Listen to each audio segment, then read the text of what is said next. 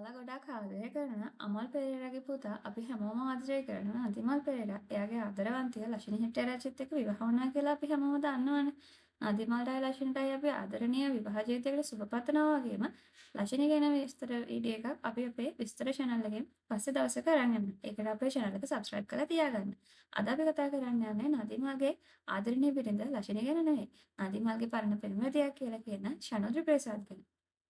ගොඩක් අය කියන විදිහට නම් නදීමල්ගේ ශනුද්‍රගේ කිසිම සම්බන්ධයක් තිබුණේ නැහැ. ශනුද්‍ර තමයි නදීමල් ගැන ක්‍රෂ් එකක් හිතේ තියාගෙන ඉඳලා තියෙන්නේ කියලා කියනවා. තවත් අය නම් කියනවා නදීමල්ගේ ශනුද්‍රගේ සම්බන්ධයක් තිබ්බා වුණත් නදීමල් ඒක නතර කරා කියලා.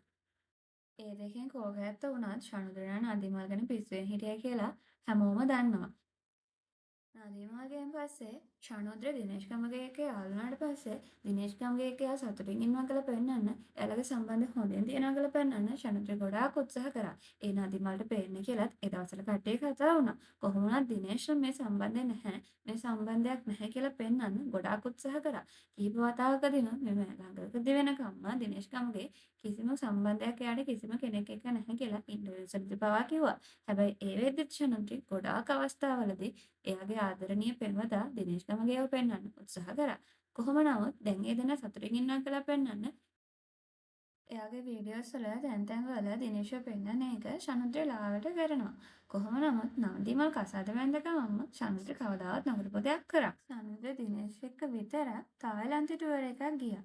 මේ ටුවර් එකේදී වීඩියෝස් වල තැන් වල එයා දිනේෂ්ක සතුටින් තායිලන්තේ ඉන්නවා කියලා පෙන්වන්න තායිලන්ත ටුවර් එකේ දෙන ආදරෙන් ගත කරනවා කියලා පෙන්වන්න ශනුද්‍ර ගොඩාක් try කරලා තිබ්බා. කොහොම හරි මේ තායිලන්ත ටුවර් එක දිනේෂ් එක සතුටින් ඉන්න ගියපු ටුවර් එකක් නම් නෙවෙයි නදිමල්ටයි ලෂන්ටයි පේන්න ගියපු ටුවර් එකක් කියලා තමයි හැමෝම කියන්නේ. ඒකේ ඇත්ත නැත්ත නම් අපි දන්නේ නැහැ. ඒකට මොකද්ද ඔයාලා හිතන්නේ කියලා පල්ලෙහෙන් කමෙන්ට් එකක් දාගෙන යන්න.